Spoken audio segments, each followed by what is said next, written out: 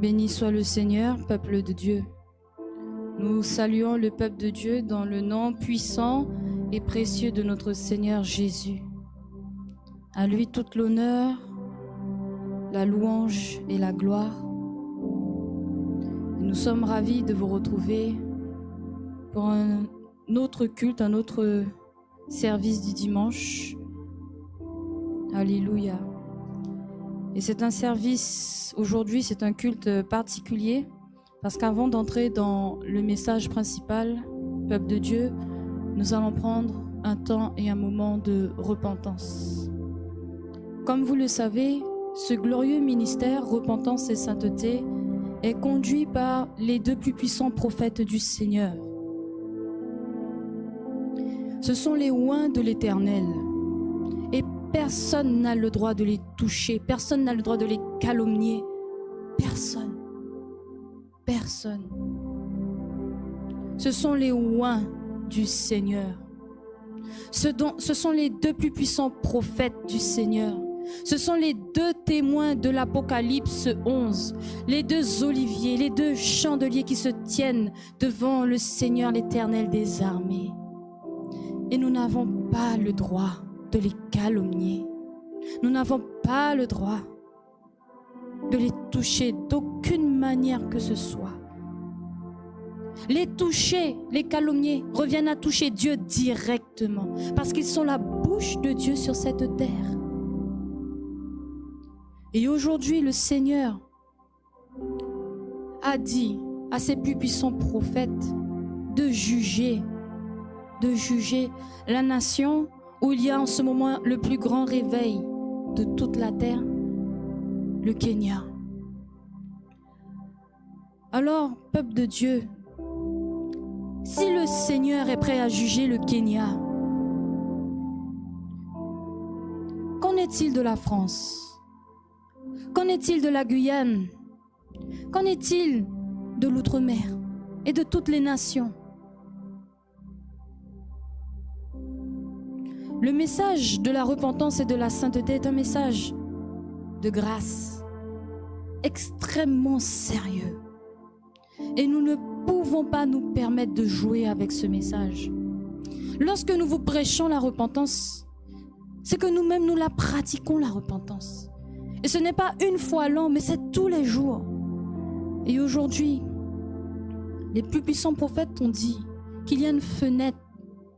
Il y a une fenêtre qui est ouverte pour la repentance aujourd'hui, ce dimanche, malgré le fait que le jugement ait déjà été prononcé. Tous ceux, petits et grands, qui auront calomnié, bafoué, touché au oint de l'Éternel, devront subir ce jugement. Mais ceux qui seront dans la repentance seront gardés. Alors, peuple de Dieu, je vous invite à prendre ce temps et ce moment avec nous, ce temps et ce moment de repentance. Comme vous pouvez le voir, nous sommes revêtus de sacs, les sacs de repentance, les sacs de toile. Ça symbolise cette humiliation. Cette humiliation, nous qui aimons beaucoup dans ce monde porter des vêtements précieux, des vêtements somptueux, des vêtements à la mode. Lorsque nous venons devant la face de l'Éternel, nous venons humbles. Et ce sac représente également cette humilité que nous devons avoir devant la face de Dieu. Et également représente notre condition bien misérable.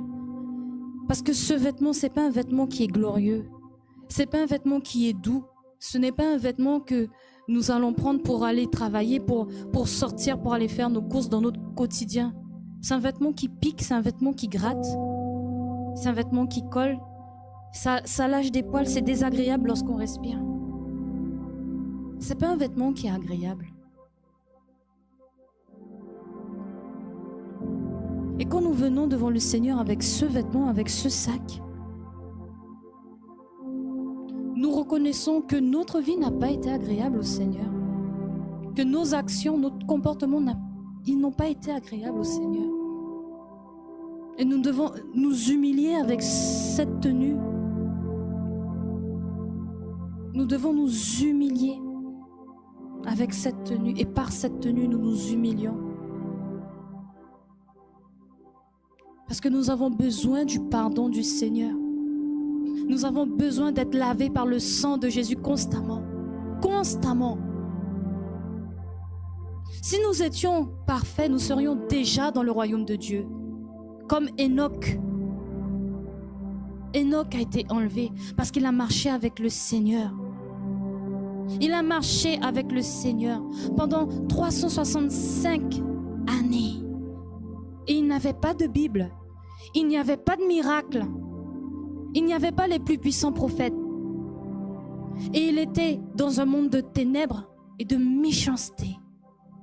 Et il a quand même marché dans la sainteté, dans la repentance. Il a marché avec le Seigneur.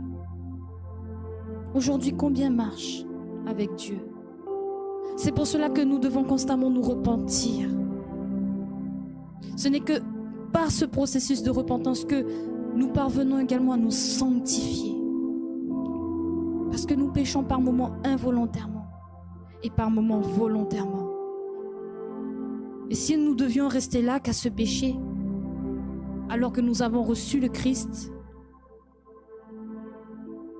nous serions tous condamnés.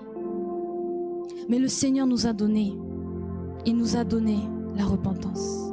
Et regardez ce qui est dit, nous allons y aller rapidement. Ensuite, nous allons nous repentir et rentrer dans le message principal.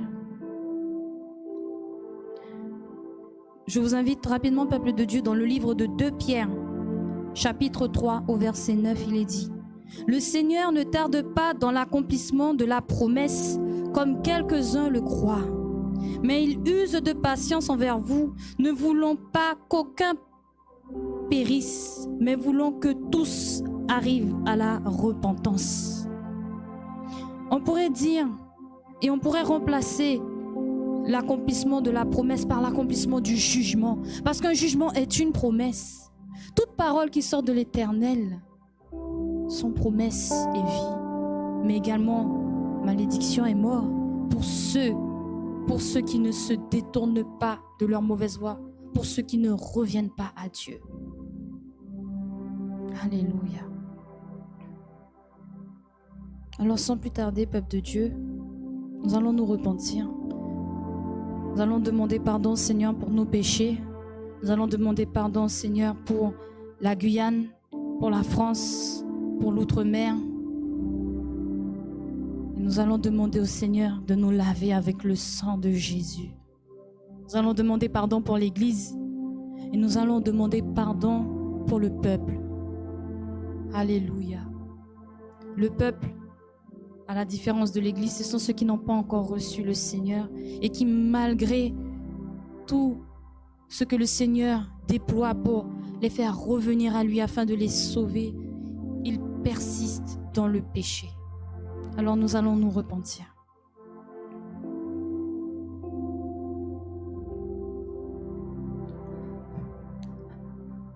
Éternel, Dieu Tout-Puissant, Dieu 3 fois Saint,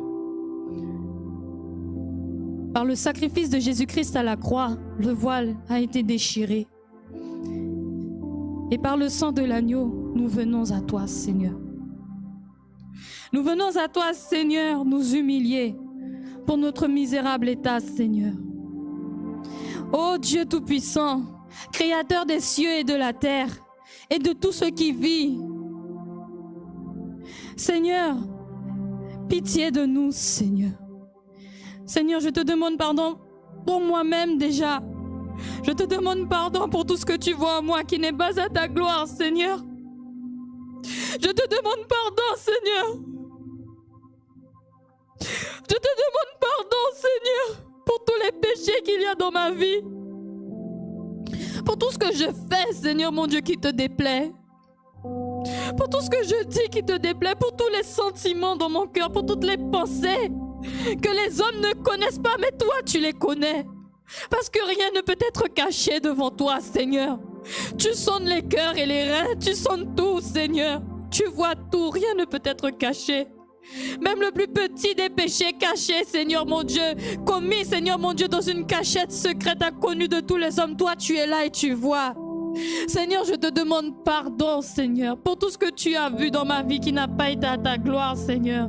Je te demande pardon pour toute forme de rébellion, pour toute forme d'orgueil, Seigneur, pour toute forme de vanité. Je te demande ta pitié, Seigneur. Pitié pour mes péchés volontaires et involontaires, Seigneur. Pitié pour les péchés dont je me souviens, ceux dont je ne m'en souviens pas, Seigneur. S'il te plaît, Père, aie pitié, Seigneur. Ne me jette pas loin de toi, Seigneur. Je te demande pardon, Seigneur, mon Dieu. Je te demande pardon, Seigneur, mon Dieu, pour moi-même, pour l'Église, Seigneur. Je te demande pardon pour l'Église, pour le péché de l'Église, Seigneur. En Guyane, en France et dans toute l'outre-mer, je te demande pardon, Seigneur. Je te demande pardon pour l'immoralité sexuelle, Seigneur. Je te demande pardon pour la fornication. Je te demande pardon, Seigneur, pour l'homosexualité. Je te demande pardon, Seigneur. Je te demande pitié, Père, pour les vols, pour les meurtres, Seigneur. Je te demande pardon, Seigneur, pour les trafics. Je te demande pardon, Seigneur. Je te demande pardon pour ce peuple qui te rejette, Seigneur. Pour l'Église qui te rejette, Seigneur, mon Dieu. Qui cherche, Seigneur, mon Dieu, la facilité au lieu de chercher, Seigneur, mon Dieu, la difficulté, Seigneur, mon Dieu, sur le chemin saint. Parce que le chemin saint est difficile, parce que nous avons un adversaire qui est le prince de ce monde. Mais l'Église, Seigneur, mon Dieu, ne veut pas combattre. L'Église cherche la facilité, Seigneur. Alors que tu nous demandes d'endurer, Seigneur. Tu nous demandes, Seigneur, de prendre part aux souffrances de Christ pour pouvoir être glorifié avec lui. Mais l'Église, Seigneur, mon Dieu, ne veut pas, Seigneur. Je te demande pardon. Je te demande pardon pour les murmures et les calomnies dans l'Église, Seigneur. Je te demande pardon, Seigneur, pour le manque de crainte de toi dans l'Église, Seigneur. Éternel, je te demande pardon au nom puissant de Jésus. Pour le peuple, Seigneur, de France, de Guyane et toute l'outre-mer, Seigneur. Je te demande pardon, Seigneur, mon Dieu. Pour ce peuple au cou raide, au cou endurci, Seigneur, mon Dieu. Je te demande pardon parce que combien de fois, Seigneur, mon Dieu, as-tu été vers ce peuple avant de prononcer tes jugements, Seigneur? Combien de fois tu fais grâce, Seigneur, mon Dieu, malgré les avertissements, Seigneur? Aie pitié, Seigneur. Tu as prophétisé au travers de tes deux plus puissants prophètes, Seigneur. Des catastrophes, Seigneur, mon Dieu, pour la France, Seigneur, la Guyane, Seigneur, et toutes les îles. Si elles ne se repentaient pas, Seigneur. Je te demande pardon, Seigneur. Je te demande pardon, Seigneur, pour tous ces pays qui manquent de se repentir devant toi. Je te demande pardon pour la France qui manque de se repentir devant toi, le peuple français, Seigneur, le peuple français. Mais ton Église se tient dans la repentance, Seigneur. Ton Église en France, Seigneur, tes serviteurs et tes servantes se tiennent dans la repentance, Seigneur, mon Dieu, pour ce peuple, Seigneur, mon Dieu. Oh, combien difficile, Seigneur, mon Dieu, parce qu'il ne veut pas entendre ta parole de sainteté. Mais il veut entendre la parole de prospérité. Oh Seigneur, je te demande pardon, Seigneur. Parce qu'en Guyane, tout le monde se revendique enfant de Dieu. En Guyane, tout le monde se revendique enfant de Dieu. Mais ceux qui sont tes enfants sont ceux, Seigneur mon Dieu, qui font ta volonté, qui gardent tes commandements et qui sont nés de nouveau. Une nouvelle créature en Jésus. Seigneur, ce n'est pas la religion qui sauve. Je te demande pardon, Seigneur, pour toute cette idolâtrie, pour toute cette religiosité, Seigneur. Je te demande pitié, grâce et miséricorde, Seigneur. Mais Seigneur, aujourd'hui, particulièrement, Seigneur, à cause du jugement qui a été prononcé, Seigneur mon Dieu, envers le Kenya, la terre du réveil, que sommes-nous en Guyane et en France et dans toute la Caraïbe pour dire que nous pouvons être épargnés par un jugement alors qu'il y a de la nudité partout, même à l'école, alors qu'il y a, Seigneur mon Dieu, le péché partout, Seigneur, à chaque coin de rue, alors qu'il y a tellement de corruption corruption, Seigneur. Et alors que la France et la Guyane ont été honorées en recevant tes deux plus puissants prophètes. Seigneur, je te demande pardon, Seigneur. Je te demande pardon pour tous ceux qui ont calomnié tes deux plus puissants prophètes, Seigneur, en France, en Guyane et dans toute la Caraïbe, Seigneur. En Martinique, en Guadeloupe, en Saint-Pierre-et-Miquelon, à Mayotte, en Réunion, Papa, Saint-Barthélemy, Papa, je te demande pardon. Je te demande pardon, Seigneur, pour tous ceux qui ont touché à tes deux généraux, Seigneur. Je te demande pardon pour tous ceux qui ont calomnié tes ouins, Seigneur. Je te demande pardon, Seigneur. Je me repens, Seigneur, mon Dieu, pour ce peuple, Seigneur, au courette, Seigneur. Je te demande pardon pour ce peuple, Seigneur, mon Dieu, qui est complètement pauvre, aveugle, Seigneur, mon Dieu.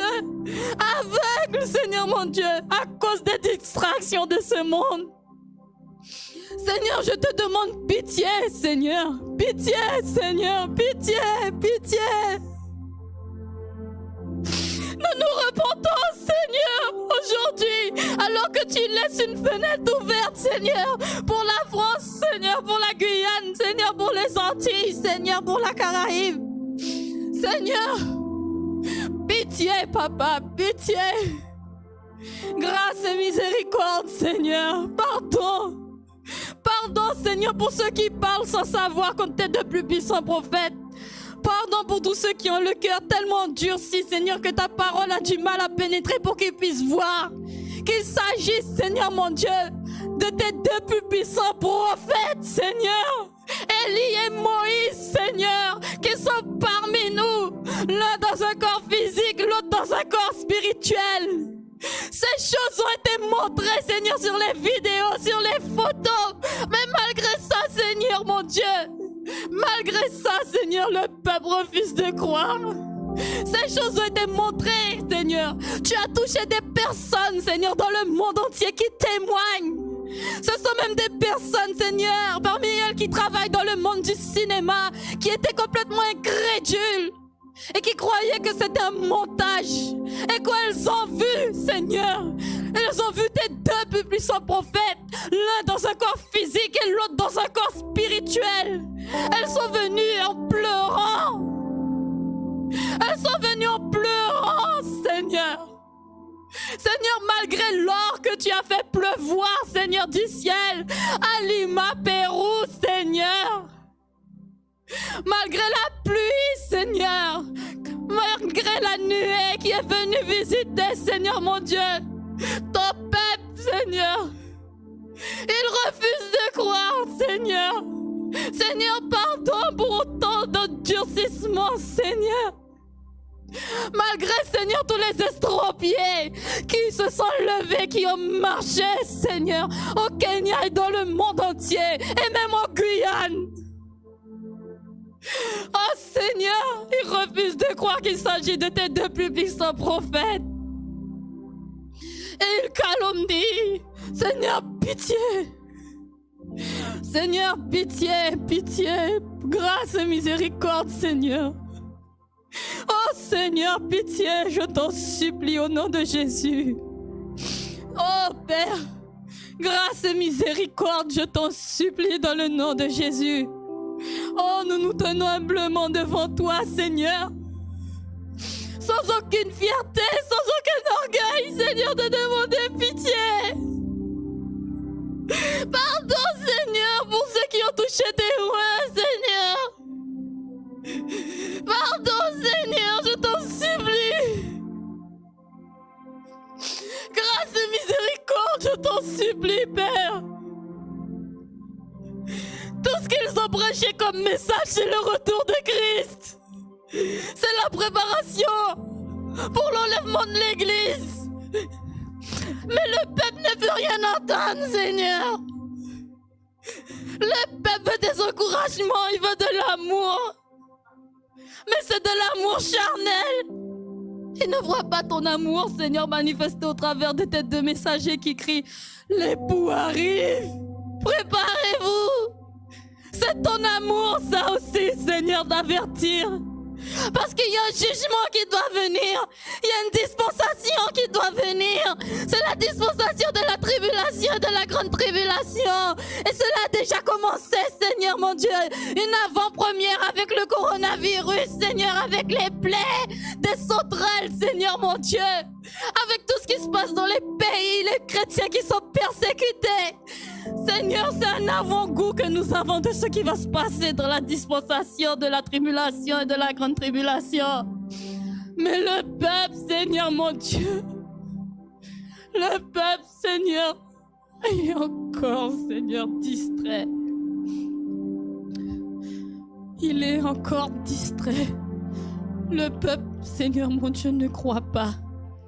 Il manque de foi. Seigneur, pardon, Père. Pardon, Seigneur, pour tous ceux qui ont osé toucher à tes mains. Pardon, Seigneur, qu'ils soient dans l'église, hors de l'église. Seigneur, pardon. Je te demande pitié, Seigneur, au nom puissant de Jésus. S'il te plaît, grâce, Seigneur. S'il te plaît, pitié, Seigneur. Nous nous repentons devant toi, Seigneur. Pitié de nous, Seigneur. L'homme devant toi n'est qu'un souffle, Seigneur mon Dieu. L'homme devant toi, Seigneur, n'est qu'une vapeur, Seigneur. L'homme devant toi n'est que poussière. Et pourtant, Seigneur mon Dieu, tu as envoyé, Seigneur mon Dieu, des messagers pour nous avertir du jugement à venir. Oh Dieu, pardon pour tous ceux qui ne reçoivent pas. Et aie pitié, Seigneur, pour tous ceux qui ont reçu et qui ont la crainte, Seigneur. Puisses-tu avoir compassion, Seigneur, je t'en prie, de la France, de la Guyane, de la Guadeloupe, de la Martinique, de toutes les Antilles, de toute l'outre-mer, Seigneur. Tu les aimes tous, Seigneur, en Polynésie française, tu les aimes, Seigneur. À Wallis et Futuna, tu les aimes, Seigneur. Tu veux que ce message aussi leur parvienne. À Mayotte, tu les aimes, tu les aimes. Oh Seigneur, pitié. Adoucis les cœurs, afin qu'ils puissent recevoir, Seigneur, la grâce du salut. Oh Seigneur, adoucis les cœurs, afin qu'ils puissent voir, Seigneur, qu'il s'agit de tes deux messagers, qu'il s'agit de la voix, Seigneur, qui crie. Préparez le chemin du Seigneur. Oh Seigneur, la Bible est en train de se répéter, mais le peuple, Seigneur mon Dieu, est encore aveugle. Seigneur, pitié, au nom de Jésus. Et ouvre les yeux du peuple. Ouvre les yeux de l'Église. Ouvre les yeux des hommes, des femmes et des enfants, afin qu'ils puissent voir. Qu'ils puissent voir et que les miracles qui ont été opérés, Seigneur mon Dieu, en France, en Guyane, et dans le monde entier, dans toute l'Europe, au Brésil, pas seulement au Kenya, mais partout il y a eu des miracles, en Chine, aux États-Unis. Qu'ils puissent voir, Seigneur, qu'il s'agit de tes deux plus puissants prophètes, qu'ils ont ton onction, ton approbation, qu'ils ont ton mandat pour préparer l'Église. Oh Seigneur, aie pitié. Depuis leur résidence, Seigneur, ils appellent et ils relâchent, Seigneur mon Dieu, les décrets de guérison que toi-même tu leur donnes avec les feuilles de l'arbre de vie pour restaurer les nations et toute condition physique et spirituelle sur cette terre. Tellement, Seigneur mon Dieu, ton onction se trouve sur cet homme, ces deux plus puissants prophètes, l'un dans un corps physique, l'autre dans un corps spirituel. Seigneur, pitié, pitié pour ce peuple, Seigneur, tellement habitué aux artifices qu'il manque de foi. Ramène ce peuple, Seigneur, à la simplicité des choses de ta parole, afin que ce peuple puisse voir ta gloire, Père. Au nom de Jésus. Amen.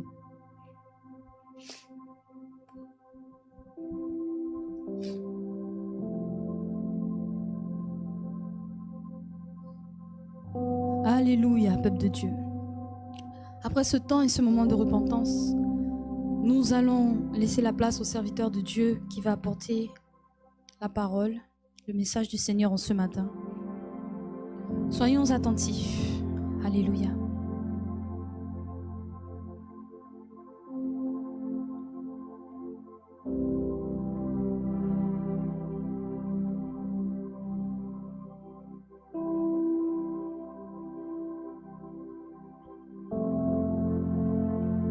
Alléluia.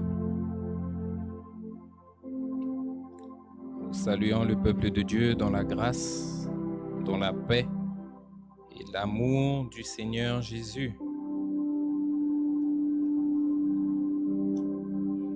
Bien-aimés, il y a nombre de choses qui se passent sur cette terre. Et nous savons que ce n'est pas avec l'orgueil, l'arrogance, la fierté que nous devons paraître devant le Christ. Mais le peuple de Dieu doit apprendre ce que c'est que l'humilité. Le peuple de Dieu doit apprendre à s'humilier devant la face de Jéhovah.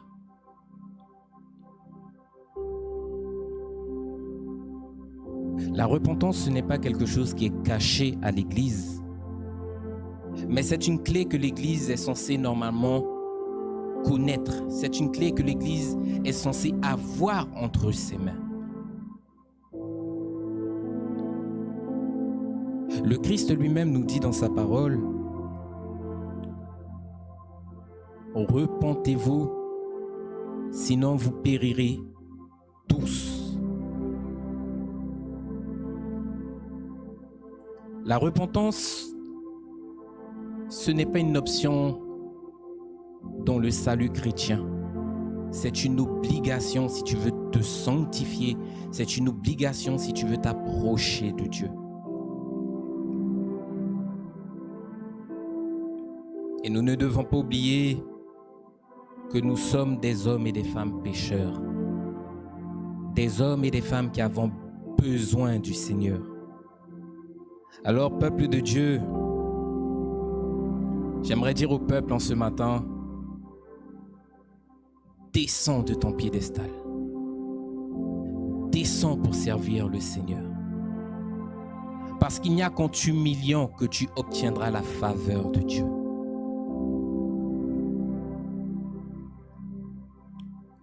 Nous allons, bien-aimés,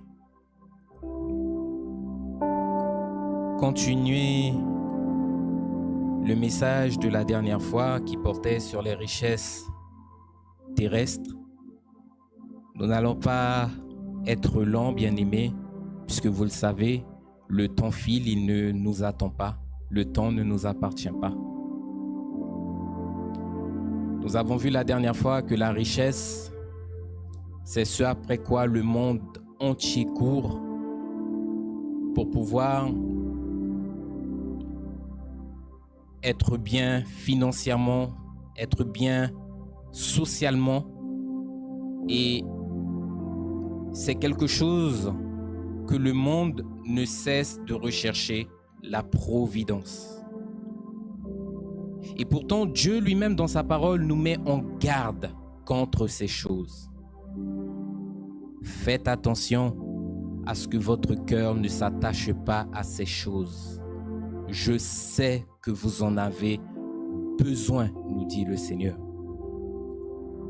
Nous avons vu également que le riche, dans sa position sociale, dans sa position financière où il ne manque de rien, ne connaît pas Dieu, ne connaît pas la parole de Dieu, mais il méprise le Créateur. Pourquoi? Parce qu'ayant les moyens de tout type à sa disposition, il n'a pas besoin de crier à l'Éternel. Il n'a pas besoin de fléchir le genou devant Dieu. Bien au contraire, c'est l'égocentrisme, c'est l'orgueil, c'est la fierté, c'est toutes ces choses-là qui paraîtront, alors que le Seigneur lui-même nous demande de ne pas rechercher ces choses. Lorsque nous lisons la Bible, nous avons des exemples chocs, je dirais, de serviteurs qui étaient riches, très riches sur cette terre. Juste à prendre l'exemple de Job, serviteur selon la volonté de l'Éternel qui craignait Dieu. La Bible nous dit quoi? Que c'était un homme très riche, mais c'était un homme bien-aimé qui savait s'humilier devant Dieu.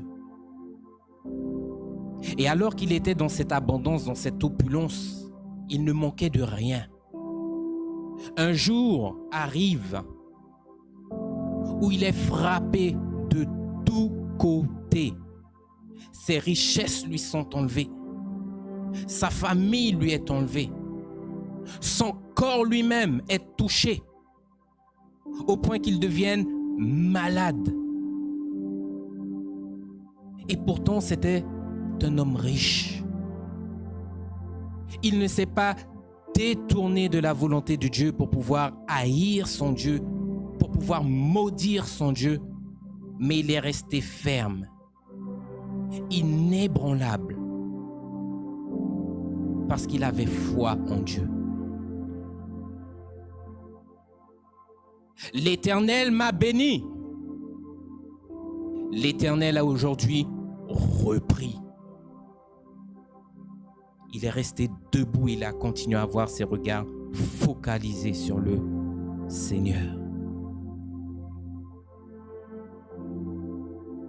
Nous avons vu qu'en étant dans l'abondance, cette abondance-là, bien-aimé, te conduit à renier Dieu. Et en étant dans une extrême pauvreté, la pauvreté elle-même t'entraîne à maudire Dieu. C'est pour cela que le serviteur, dans Proverbe 30, le verset 8 à 9, si je ne me trompe pas, le serviteur dit à l'Éternel dans sa prière, « Ne me donne ni richesse, ni pauvreté. Donne-moi ce qui est nécessaire pour ma subsistance, pour ma survie ici-bas sur cette terre, de peur que je ne te maudisse, de peur que je ne te renie. » Alléluia. Alors, est-ce que lorsque on vous parle des richesses terrestres, ça veut dire que on vous dit de ne pas rechercher les biens de ce monde? C'est pas ce que le pasteur dit. Alléluia. Toi et moi aujourd'hui, nous avons des possessions. Tu as une voiture que tu utilises pour aller au travail, pour véhiculer tes enfants à l'école. C'est une possession, c'est une richesse, c'est un bien. Ce que Dieu condamne par contre, c'est que ton cœur s'attache à ces choses. C'est Dieu qui t'a donné. Remercie-le pour ses bienfaits. Remercie-le pour ce qu'il t'accorde. Que nous dit la Bible? Reconnais le Seigneur dans toutes tes voies. Aujourd'hui, si tu ne manques de rien, loue l'Éternel. Aujourd'hui, tu n'as plus de travail, loue l'Éternel. Peu importe ce qui se passe, glorifie le nom de l'Éternel. Parce que j'aimerais te dire que le Seigneur, le Dieu Tout-Puissant, le Dieu 3 fois Saint, il est le Dieu des pauvres, il est le Dieu des misérables, mais il est également le Dieu des riches. C'est l'Éternel lui-même qui nous a créés. Bien sûr, nous n'avons pas tous les mêmes faveurs, mais bien aimés, nous devons apprendre à servir et à craindre Dieu. Alléluia. J'invite le peuple, pardonnez-moi, rapidement dans le livre de Matthieu. Nous allons prendre un premier passage dans le chapitre 6.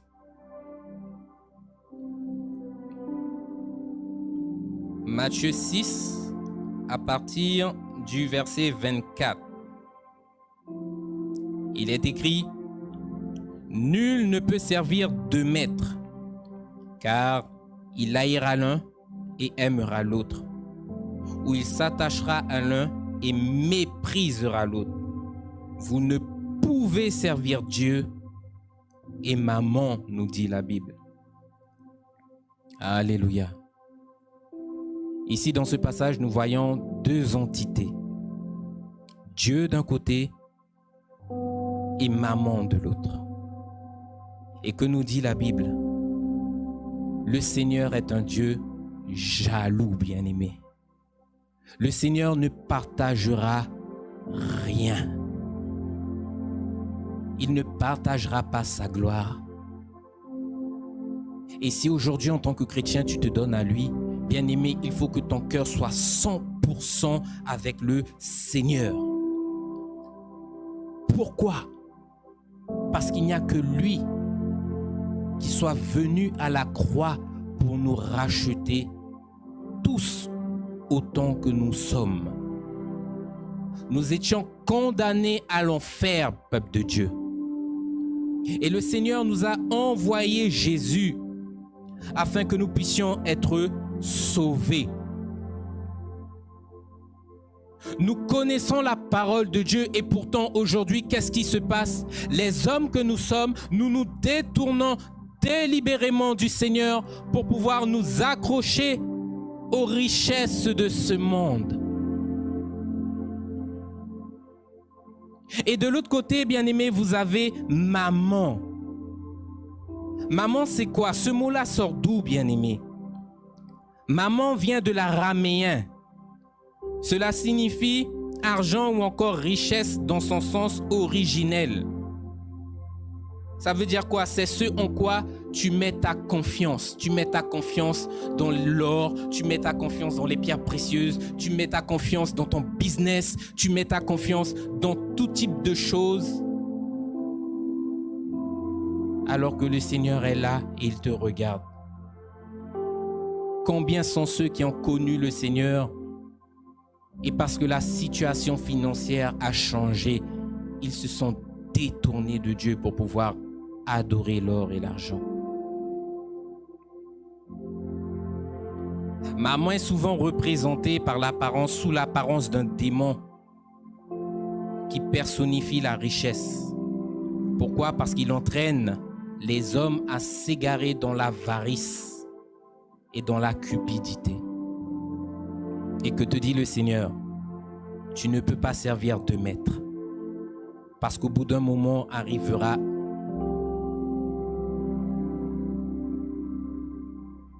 le choix. Tu devras faire un choix, bien-aimé. Qu'est-ce que Jésus me donne? Et qu'est-ce que maman me donne? C'est plus bénéfique pour moi de rester avec maman parce que je ne manque de rien. Et puis, qui est le Christ? Là, tu commences à mépriser Dieu. Veillez, bien-aimés, à vous attacher à la bonne personne. Alléluia. Veuillez à vous attacher à la bonne personne. Il y a une phrase qui dit chez nous, tu ne mords pas la main qui te nourrit. Nous savons dans quel contexte cette parole-là est utilisée. Mais bien aimé, si tu as commencé avec Dieu, ne méprise pas Dieu pour les choses de cette terre. Riche ou pauvre, continue avec le Seigneur. Alléluia. Et aujourd'hui, malheureusement, c'est ce que nous voyons partout. On veut s'acquérir tout type de richesse. Il y a une phrase que j'ai déjà entendue au temps où j'étais moi-même au lycée. Mon business, c'est ma religion. L'argent, c'est ma religion. J'ai pas le temps pour Christ. Mon business avant tout. Ce slogan aujourd'hui est utilisé pourquoi? Pour vous rappeler que tous les jours, vous devez être occupé, préoccupé par le fait de gagner de l'argent. Ni plus, ni moins. Il n'y a pas d'amour, il n'y a pas de compassion, il n'y a pas de repentance, il n'y a pas Dieu au milieu de tout ça. Le business avant tout.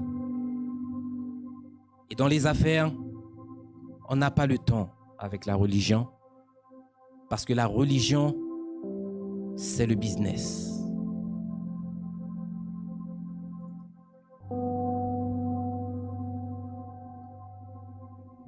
Business is my religion. C'est le slogan qui est sorti, qui a été créé en anglais. En français, le business est ma religion. Vous avez des personnes qui pensent comme ça, bien-aimés. L'argent avant tout.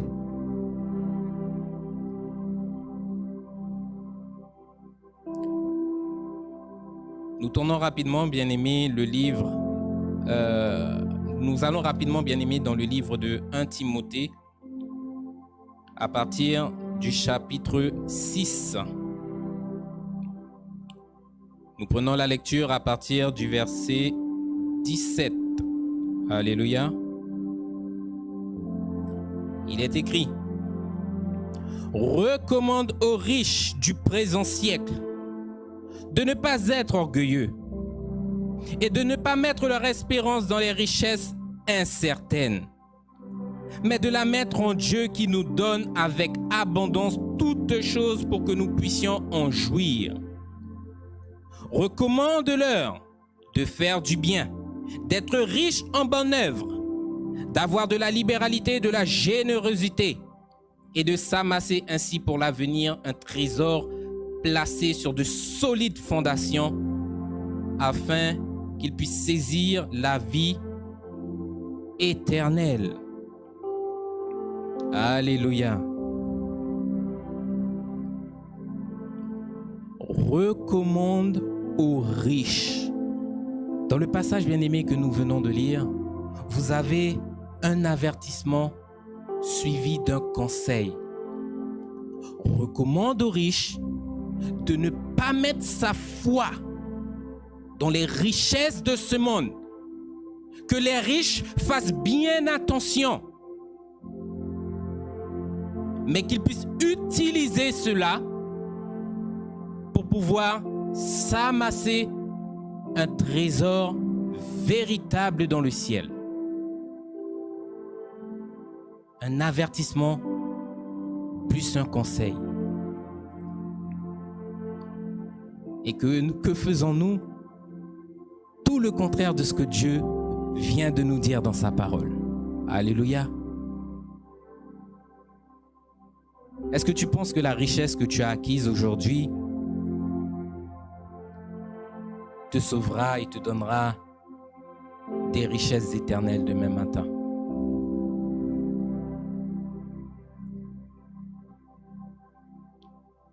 L'homme a tendance, bien-aimé, à mettre en avant ce qu'il possède. J'ai de l'argent, j'ai des femmes, j'ai des maisons, j'ai des voitures de luxe. Vous savez, moi, dans ma position, les portes me sont ouvertes. Je suis dans le club des VIP. Je ne manque de rien. Tu sais, aujourd'hui, j'ai un jet privé. Si j'en ai marre là de rester ici en Guyane, je le prends et puis je vais aux îles Canaries pendant 3, 4, 5 jours pour pouvoir être à l'aise, que je puisse me détourner de toutes ces choses. J'en ai marre de voir la Guyane. Je ne suis pas limité avec les richesses que j'ai à exposer ces choses. Rien qu'à voir, vous avez cette image-là dans les clips vidéo des jeunes aujourd'hui. Les jeunes sont en train de chanter avec des sortes de liasses d'argent dans les mains et pendant qu'ils chantent, ils font pleuvoir l'argent pour montrer aux gens, c'est ça. C'est ça qui compte. C'est l'intérêt de notre industrie, c'est de se faire de l'argent. Partout, tout ce que vous regardez, que ce soit film, dessin animé, musique, tout est centré sur l'argent. Le monde aujourd'hui tourne tourne sur un système économique. L'argent aujourd'hui est présent dans le quotidien de toute personne, du riche comme du pauvre. Tu te lèves le matin, tu as besoin de manger, il faut que tu aies de l'argent pour acheter du pain. Ta voiture est tombée en panne, tu as besoin d'argent pour aller emmener ta voiture se faire réparer. Il faut inscrire tes enfants à l'école, tu as besoin d'argent pour pouvoir inscrire tes enfants à l'école. Tu sors de chez le médecin, tu as besoin d'argent pour pouvoir payer les médicaments à la pharmacie. L'argent a pris une place centrale dans la vie de l'homme. Et le Seigneur vous dit, je vous ai donné ces choses pour que vous puissiez en jouir. Je sais que vous en avez besoin. C'est moi-même qui vous donne ces choses. Je suis celui qui détient l'or et l'argent. C'est moi qui vous donne ces choses.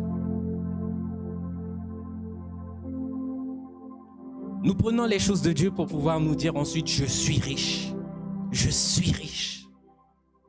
Vous imaginez, peuple de Dieu?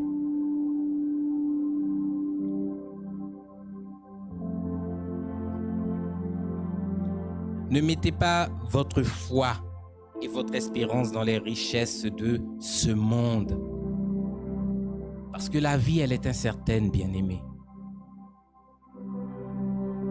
Elle est incertaine. Aujourd'hui, nous connaissons une crise sanitaire. Mais nous connaissons également une crise économique liée à cette crise sanitaire.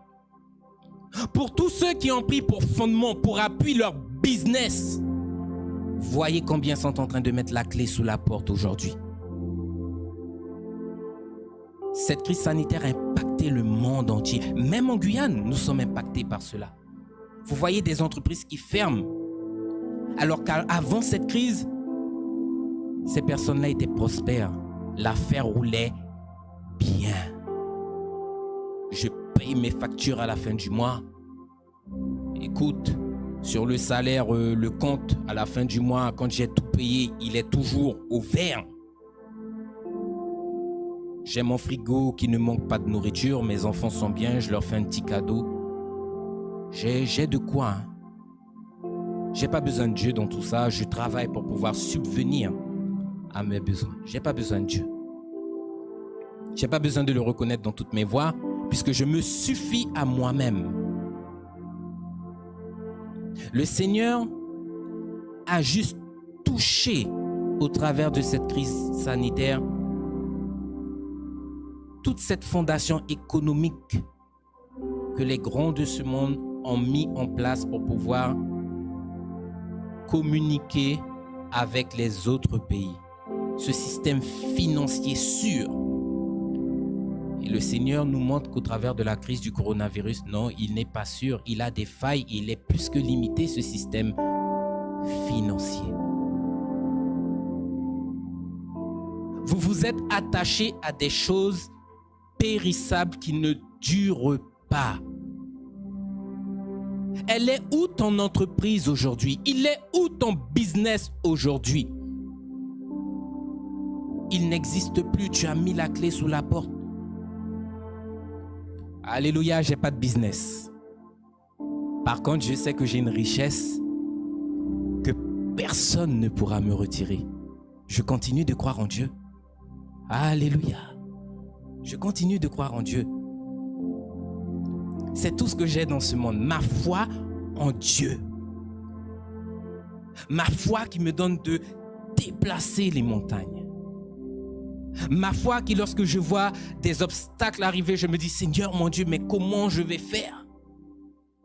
Et là, il te dit, n'aie crainte, mon enfant.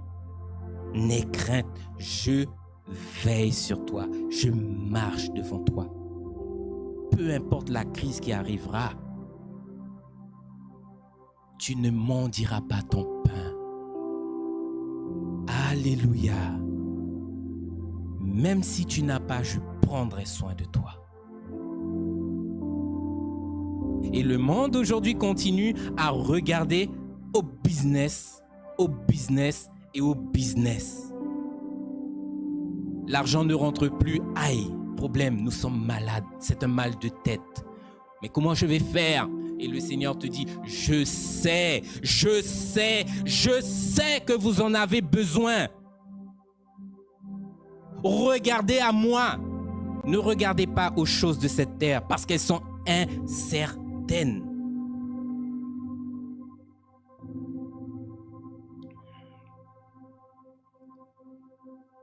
Vous savez, dans la vie, vous avez deux façons d'envisager votre avenir. Alléluia. Soit comme étant une personne réfléchie, une personne sage, une personne mature, qui réfléchit assis par la grâce de Dieu avec l'aide du Seigneur pour pouvoir se projeter demain. Et agir de cette façon, ce sera bénéfique pour toi, ce sera un avantage pour toi pour demain. Pourquoi? Parce qu'en réfléchissant avec la grâce et la sagesse de Dieu, tu recherches ce qui dure et ce qui sera éternel pour ta vie demain. Parce que vous savez, votre vie, bien-aimée, elle est limitée sur cette terre. Réfléchir avec la sagesse de Dieu. Et de l'autre côté, vous avez les personnes qui réfléchissent en étant insensées. Je fais ce que je veux, je vis au jour le jour, comme je veux, comme je le décide. Agir et réfléchir comme ça, bien-aimé, ce sera pour vous demain matin, vous retrouver dans une situation défavorable. Sur quoi est-ce que tu t'appuies pour pouvoir gagner cet avantage demain matin? Sur les choses de ce monde? Vous avez un exemple dans la Bible et j'aimerais emmener le peuple de Dieu dans le livre de Luc. Le livre de Luc au chapitre 12. La Bible nous dit quoi? Ne vous amassez pas des richesses sur cette terre, là où la rouille et la teigne détruisent. Mais regardez à Dieu. Et nous faisons tout le contraire. Luc 12, à partir du verset 16. Il est écrit, et Jésus leur dit cette parabole. Les terres d'un homme riche avaient beaucoup rapporté. Et il raisonnait en lui-même, se disant, que vais-je faire? Car je n'ai plus de place pour récolter. Je n'ai plus de place pour rentrer ma récolte. Que ferai-je? J'abattrai mes greniers et j'en bâtirai de plus grands. J'amasserai toute ma récolte et tous mes biens. Et je dirai à mon âme, tu as beaucoup de biens en réserve pour plusieurs années. Repose-toi, mange, bois et réjouis-toi. Regardez la suite. Mais Dieu lui dit, insensé, cette nuit même, je te redemanderai ton âme. Et tout ce que tu as préparé et amassé restera là pour qui? Il en sera de celui qui amasse des trésors pour lui-même et qui n'est pas riche pour Dieu. Comme je l'ai dit, vous avez deux façons de réfléchir pour demain. Réfléchir en homme sage ou réfléchir en homme insensé. Et ce riche-là, il a fait le choix de vivre sa vie en insensé. Alléluia. Tout est une question de choix. Tout est une question de choix. Nous avons le choix de dire oui, le choix de dire non, le choix de dire j'accepte Jésus, le choix de dire non, je ne veux pas de Jésus. Tout est une question de choix. Tu peux être riche et adorer Jésus. Nous le voyons tout au long de l'histoire de l'Ancien Testament. Il y avait des personnes riches. Des personnes qui ne se focalisaient pas, qui ne mettaient pas leur confiance et leur foi dans les richesses qu'ils avaient parce qu'ils savaient que cela venait de Dieu et que cela ne les appartenait pas en propre. Et aujourd'hui, quand vous voyez la génération, le temps dans lequel nous sommes, c'est tout le contraire des hommes sages de la Bible, de l'Ancien Testament qu'ils font. Tout le contraire. Je suis devenu riche, je m'appuierai, je vivrai aux dépens de ma richesse.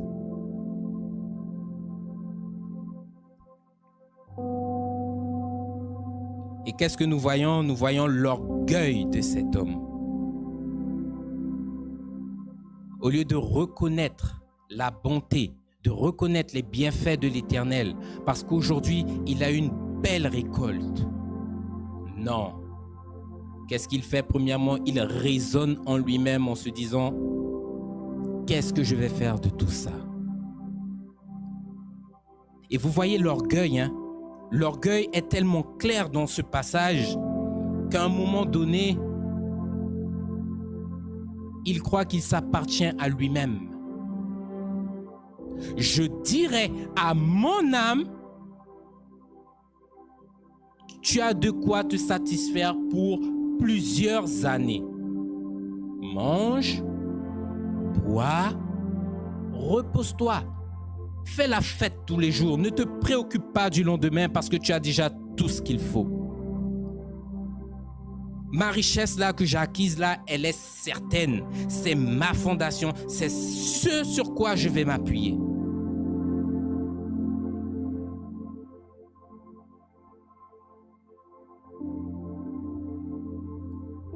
Il a pensé que son âme lui appartenait, alors que ton âme, mon âme, appartiennent à Dieu. Mon âme, tu es prospère avec les choses de ce monde. Mon âme, réjouis-toi, festoyons, soyons tous les jours dans la joie, dans l'allégresse des choses de ce monde.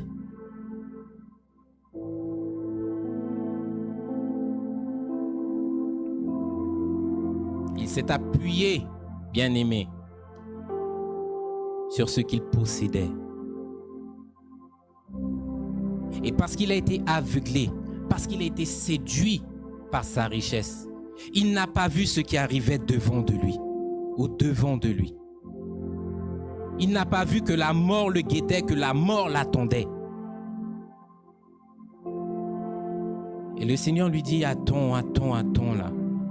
Tu t'es efforcé pendant 42 ans de ta vie à amasser toute cette richesse. Tu as quand même travaillé dur sur cette terre. Mais qu'est-ce que le Seigneur dit? Verset 21, il en est ainsi de celui qui amasse des trésors pour lui-même et qui n'est pas riche pour Dieu. Oh là là, tant d'efforts pour rien du tout. Tu es un multimilliardaire, mais aux yeux de Dieu, tu es pauvre. Plus que pauvre. Les richesses de cette terre, bien-aimés, sont incertaines. C'est pour cela que le Seigneur lui-même, lorsque nous lisons la parole de Dieu, sa parole, nous comprenons que le Seigneur nous invite, nous croyants, nous l'Église, à vivre en étant déconnectés des choses de cette terre. Ne mets pas ta foi dans ces choses qui pourrissent. Parce que ces choses-là, bien-aimés, sont incertaines.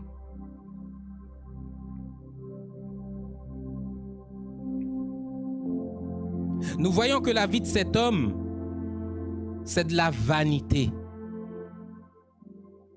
Ta vie, ma vie, c'est de la vanité si elle ne repose pas sur les bonnes fondations. Une personne qui vit sa vie au jour le jour focalisé sur son business a une vie pauvre. Oh, combien riche il pourrait être, il est pauvre. Sa vie est misérable, sa vie est futile, sa vie est vaine.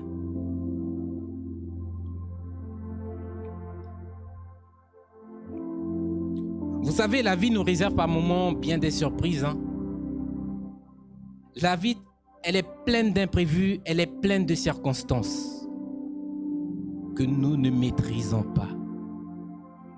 C'est pour cela que la richesse, tu ne dois pas t'appuyer dessus, parce qu'aujourd'hui, tu es riche. Aujourd'hui, comme Job, tu es dans l'abondance.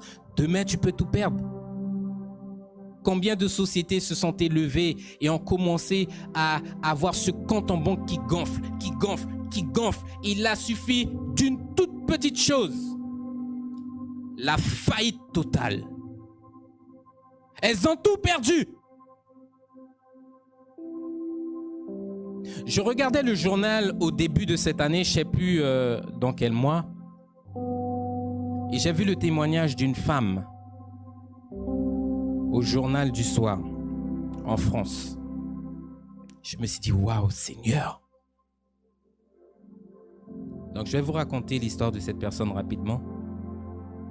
Cette personne-là, bien aimée, elle avait des problèmes d'estomac et elle était suivie à l'hôpital.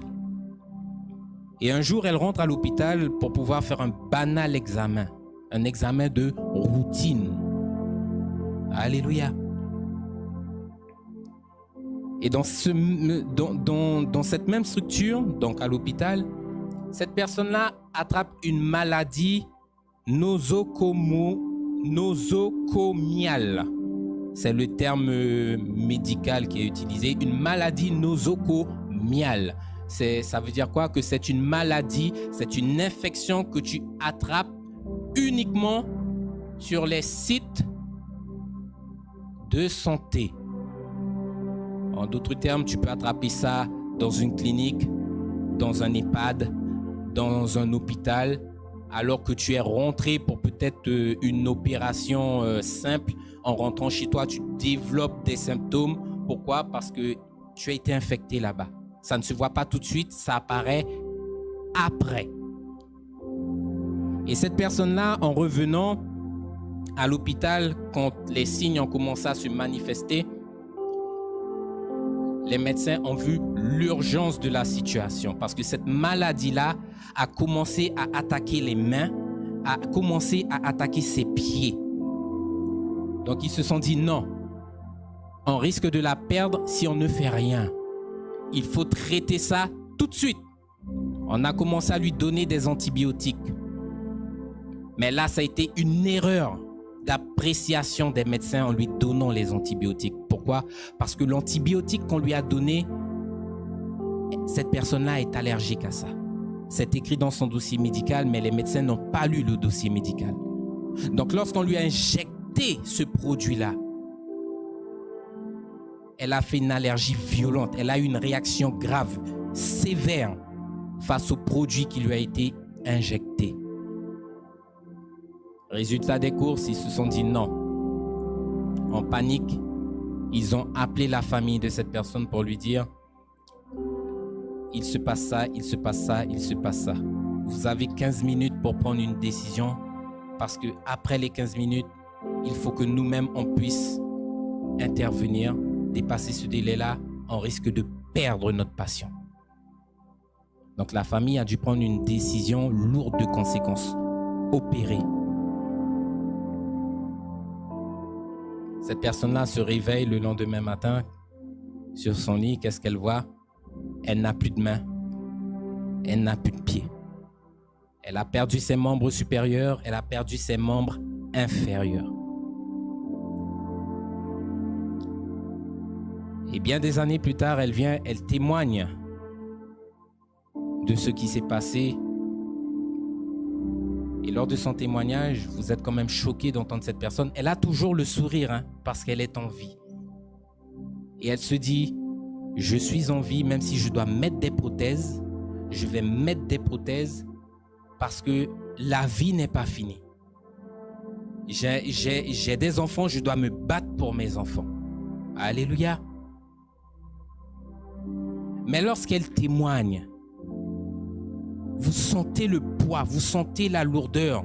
Parce que cette personne-là vous dit, j'ai perdu mes membres. J'ai perdu mon mariage.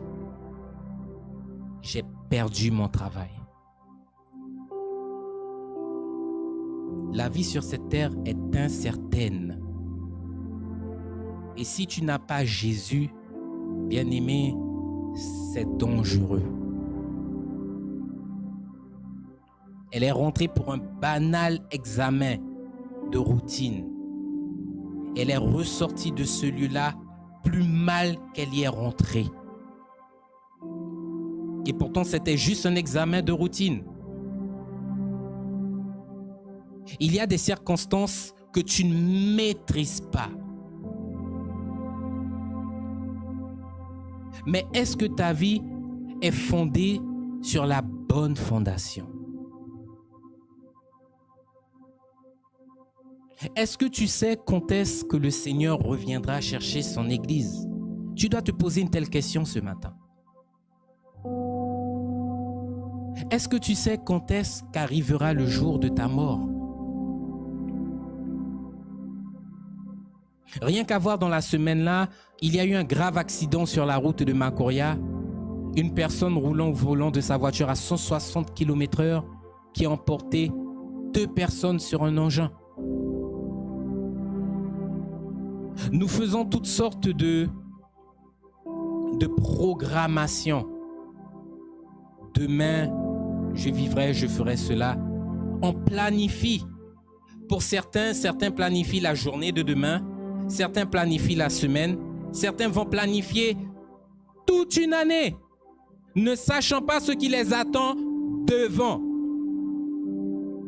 Et riches ou pauvres, nous sommes confrontés aux mêmes incertitudes de la vie. Tu ne sais pas ce qui se passera demain. C'est pas sous ton pouvoir, c'est pas sous ton contrôle.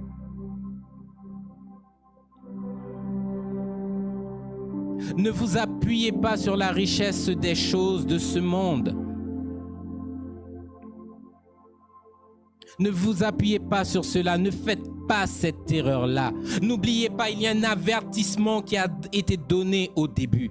Recommande aux riches de ne pas mettre leur foi, de ne pas mettre leur espérance dans ces choses, mais de la placer en Dieu.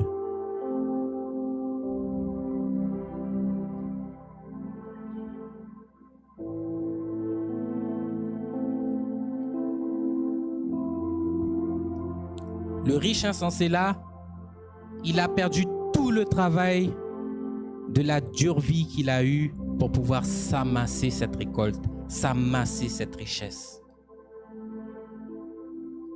Il a tout amassé, mais il ne pourra pas en jouir. Et la Bible nous dit quoi? Que tu amasses, mais pour quelqu'un d'autre. Quand tu meurs, c'est peut-être tes enfants qui hériteront du fruit de ton travail, ou c'est peut-être d'autres personnes.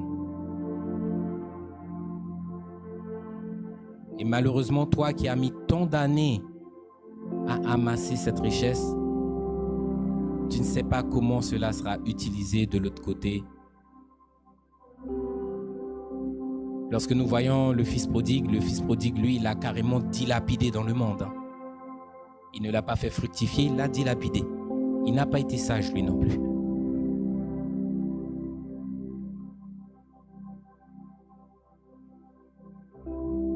Dans son orgueil, il s'est imaginé que son âme lui appartenait. Il s'est imaginé qu'il allait vivre longtemps en étant dans cette abondance-là. Et Dieu est arrivé, Dieu l'a frappé. Alléluia. Ne nous appuyons pas, bien-aimés, sur ce qui est incertain. Pourquoi? Parce qu'il y a quelque chose de beaucoup plus important, de beaucoup plus grand qui a été donné pour nous. 1 Pierre, le livre de 1 Pierre,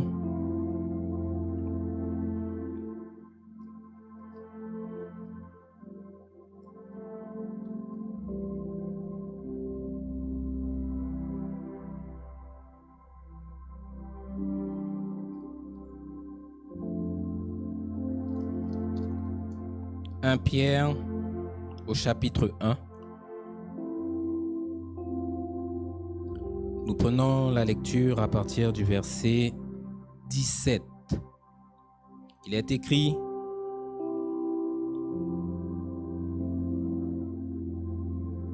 non, pardonnez-moi, 1 Pierre 2, 11. Il est écrit: bien-aimés, je vous exhorte comme étrangers et voyageurs sur cette terre, à vous abstenir des convoitises charnelles qui font la guerre à l'âme. Ayez... On va s'arrêter là. Le mot ici, le mot clé dans ce passage, c'est le mot abstenir. Abstenez-vous de rechercher les richesses de ce monde.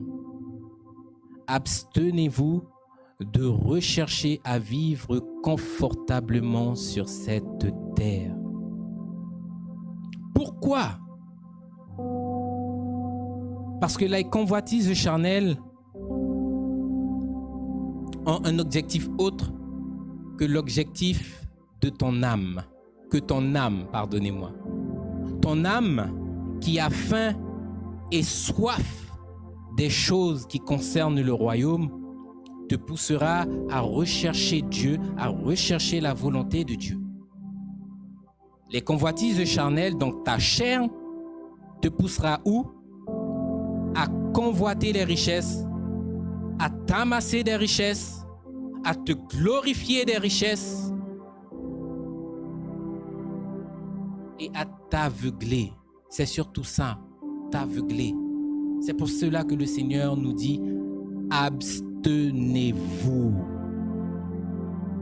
Parce qu'il y a un conflit, il y a une opposition entre votre chair et votre âme. Les deux sont là, mais les deux en réalité se battent pour des objectifs différents. L'un t'appelle à regarder à Dieu, l'autre t'appelle à regarder au monde.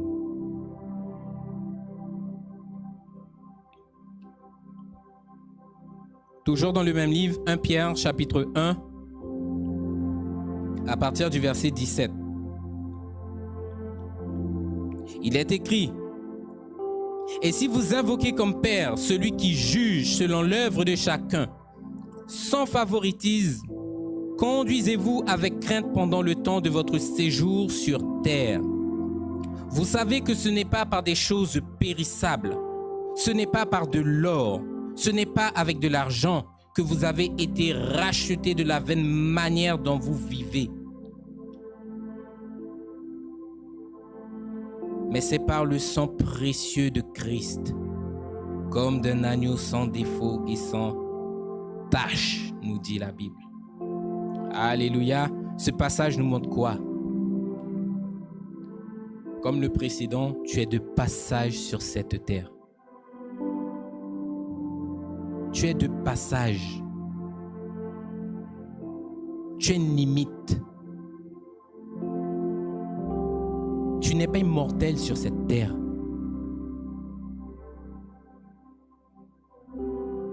À un moment donné viendra la fin.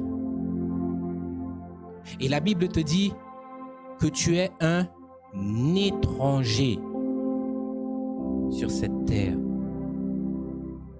Donc à un moment donné, il va falloir que tu partes de cette terre pour pouvoir aller dans la destination à laquelle tu appartiens. C'est comme ça que je vais dire cela.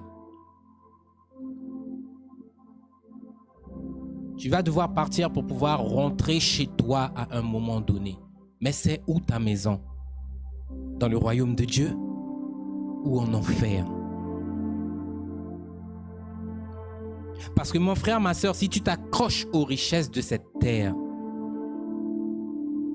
si tu fais tout le contraire de ce que Dieu lui-même te recommande de faire, je te le dis, il ne faut pas t'attendre à rentrer dans le royaume. Il y a un prix qui a été payé pour vous. Verset 17. Vous êtes des étrangers sur cette terre. Verset 18, vous savez que ce n'est pas par des choses périssables, par de l'argent, par de l'or que vous avez été rachetés de votre vaine manière de vivre. Quand on voit aujourd'hui les gens qui se vantent, et ça existe même au milieu des croyants, ça existe dans l'église, des chrétiens qui se vantent. Ah, tu sais, moi j'ai, hein. Je suis un chrétien, mais à côté, tu sais, je suis un médecin renommé, hein. J'ai déjà écrit telle chose. Je suis le prix Nobel de... J'ai tel diplôme. Avec mon salaire, je peux me payer telle ou telle chose. Et quand on va au milieu des serviteurs de Dieu, moi j'ai un compte en banque à 15 millions de dollars. Tu sais, chez moi, j'ai des toilettes en or pour pouvoir aller au WC. J'ai un garage où j'ai pas moins de 15 voitures de luxe. Et puis, dans l'autre commune, là à côté, j'ai un hangar où se trouve mon jet privé.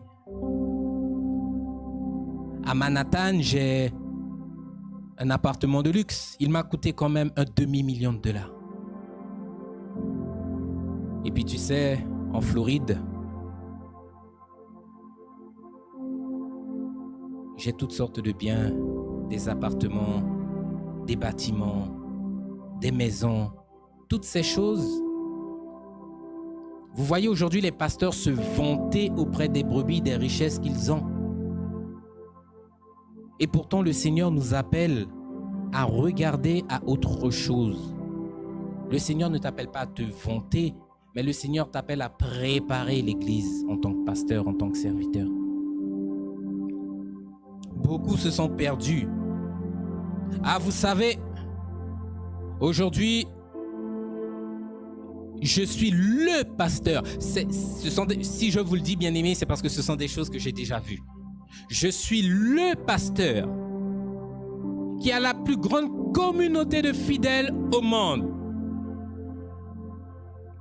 Est-ce que parce que tu as le plus de fidèles qui viennent à toi pour écouter un message, ça veut dire que le message que tu prêches est bon? Est-ce que parce que tu as le plus de croyants, de fidèles qui viennent à toi, ça veut dire que la totalité des personnes qui te suivent rentreront dans le royaume? Bien-aimé, il y a tellement de choses dans ce monde qui aveuglent l'homme, qui détournent l'homme de l'objectif principal du Seigneur. Il y a tellement de choses dans ce monde qui sont là pour nous séduire, qui sont là pour nous perdre. Et l'Ecclésiaste lui-même appelle toutes ces richesses vanité des vanités. J'aimerais te dire ce matin, bien-aimé, qu'il y a une seule personne qui est morte à la croix pour toi et pour moi. Il s'appelle Jésus-Christ de Nazareth. La Bible dit qu'il est mort et qu'il est ressuscité. Et c'est lui, peuple de Dieu, qui est mort à la croix. C'est lui qui nous a rachetés. Aujourd'hui, vous avez des serviteurs qui essayent de prendre cette place. La place du Sauveur, la place du Messie. Pourquoi? Parce qu'ils ont pris tellement d'orgueil, ils sont tellement remplis d'orgueil, tellement fiers, qu'aujourd'hui ils s'octroient le droit d'égaler ou de surpasser le Messie.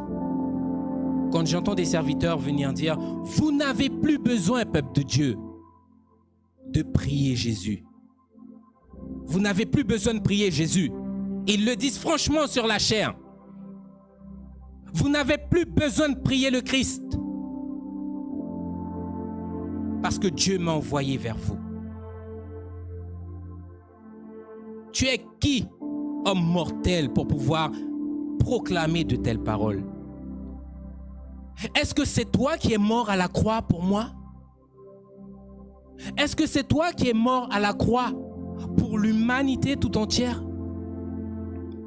Est-ce que parce que tu as des richesses, tu penses pouvoir nous racheter pour Dieu? La richesse, lorsqu'elle vous égare, elle vous entraîne dans une folie. Venir prêcher de telles choses au peuple et vous voyez le peuple, alléluia, gloire à Dieu, alléluia, gloire à Dieu. On est en train d'idolâtrer, d'adorer une personne mortelle comme nous-mêmes. Pourquoi? Parce que cette personne-là, elle a une affaire, elle est riche. Non, peuple de Dieu, la richesse ne détermine pas tout dans une vie. Alléluia. Tu as beau être riche, tu es sujet aux mêmes maux que moi. La mort t'attend, la mort te guette. La mort m'attend, la mort me guette. Alléluia. C'est pas parce que tu es riche que tu es exempt de ces choses. C'est pas parce que tu es riche que tu es exempt du jugement de Dieu. C'est pas parce que tu es riche que ça fait de toi forcément un bon prédicateur.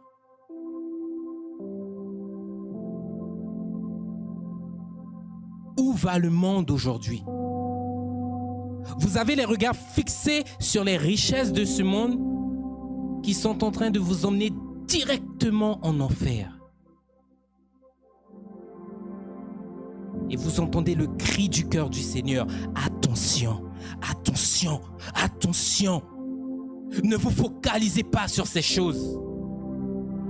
Parce que ce n'est pas avec les richesses de cette terre que je vous ai racheté. Ce n'est pas avec ça.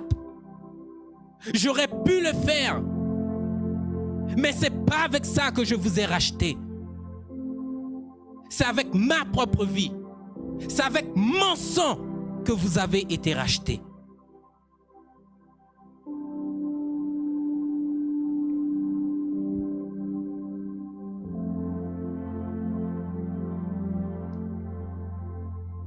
C'est Christ qui te donne la vie.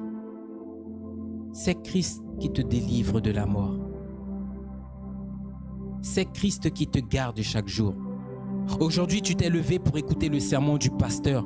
Est-ce que c'est le pasteur que tu écoutes là qui te donne le souffle de vie que tu as là? Tu es en train d'adorer un homme. Aujourd'hui, nous voyons quoi? Le monde est dirigé par trois choses. Trois.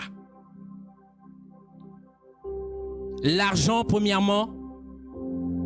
Le sexe, deuxièmement. L'idolâtrie, en troisième position. Voilà aujourd'hui ce qui fait tourner le monde.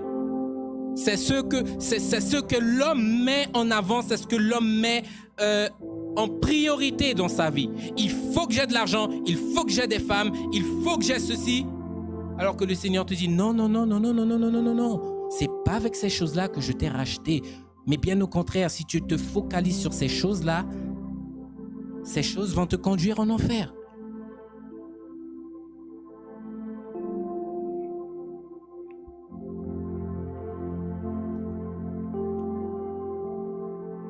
J'invite le peuple rapidement dans le psaume 49.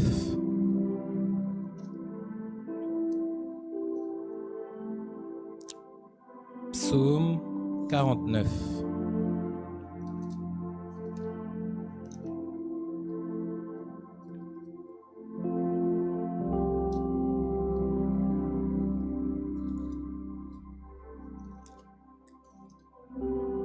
Lorsque vous voyez, vous êtes arrivé, si vous lisez le titre de ce psaume, le titre, c'est la futilité des richesses. En d'autres termes, les richesses que vous avez ne vous servent à rien. Mais nous n'allons pas lire tout le chapitre. Nous allons lire, bien-aimés, un court passage. Nous prenons la lecture à partir du verset 7. Il est écrit: ils ont confiance en leurs biens. Ils se glorifient de leur grande richesse. Mais ils ne peuvent se racheter l'un l'autre, ni donner à Dieu le prix du rachat. Le rachat de leur âme est cher et n'aura jamais lieu. Au travers de ce passage que nous venons de lire, tu comprends que toi et moi, tout homme sur cette terre, peu importe les richesses qu'il a, aussi grandes soient-elles, qu'il ne peut se sauver lui-même. Je vais le redire d'une façon pour que vous puissiez mieux comprendre. Maman est incapable de te sauver. La richesse que tu glorifies est incapable de te sauver. Lorsque vous voyez des personnes arriver à l'hôpital sur un brancard mal à l'aise là, dans une situation inconfortable, ces personnes-là aujourd'hui ont leur vie entre les mains du médecin. S'il vous plaît, sauvez-moi, je ne veux pas mourir. Au moment où tu es couché sur le brancard là, est-ce que tu penses que parce que tu as un compte en banque bien garni là, que ce sont tes richesses qui te retireront de la mort si jamais la mort vient à ta rencontre? Non, bien-aimé. Celui qui nous sauve de la mort, c'est Dieu. Alors pourquoi vous continuez à mettre votre espoir et votre foi, votre espérance dans les richesses de cette terre?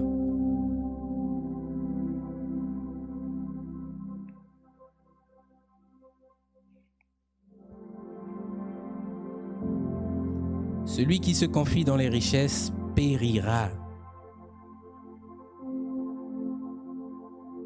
Il périra.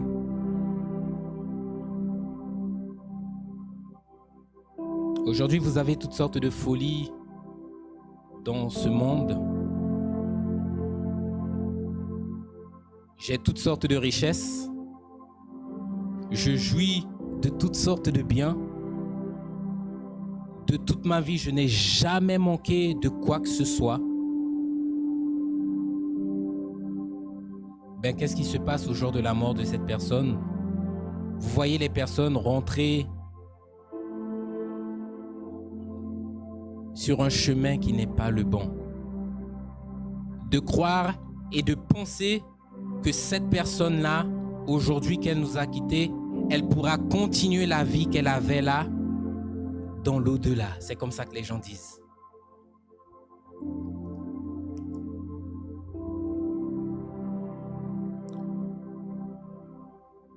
Nous sommes dans le psaume 49.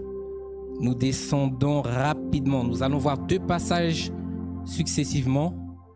Donc le psaume 49, nous prenons le verset 17. Il est écrit: « Ne sois pas dans la crainte parce qu'un homme s'enrichit, parce que les trésors de sa maison se multiplient, car en mourant, il n'emporte rien.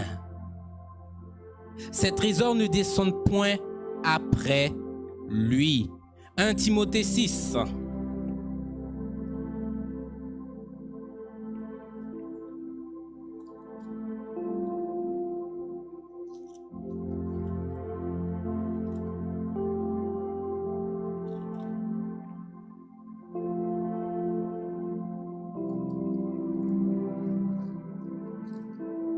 Timothée 6.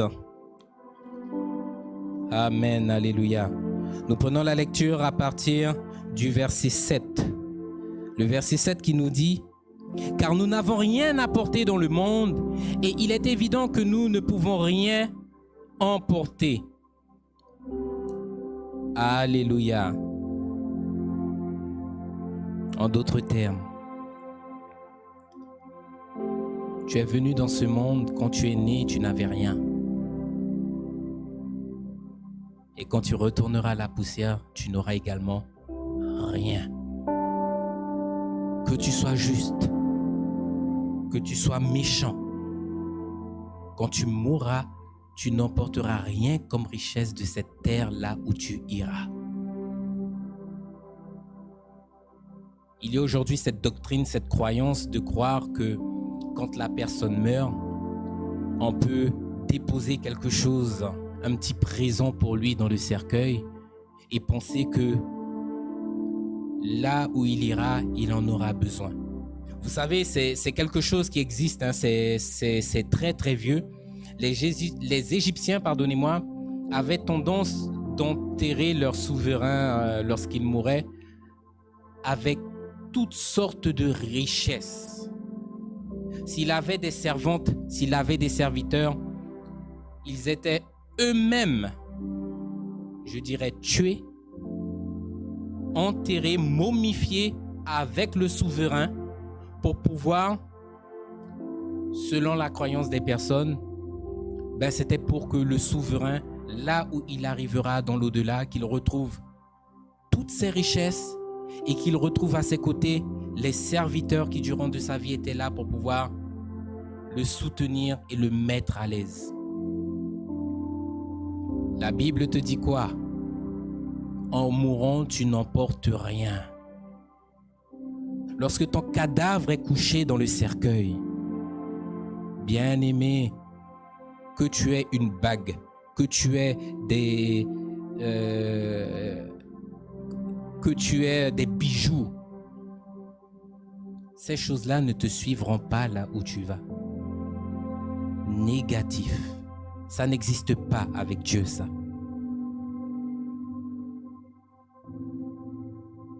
J'ai assisté à un enterrement une fois d'un ami très proche. Quand on nous a annoncé sa mort, tous les amis ont été touchés.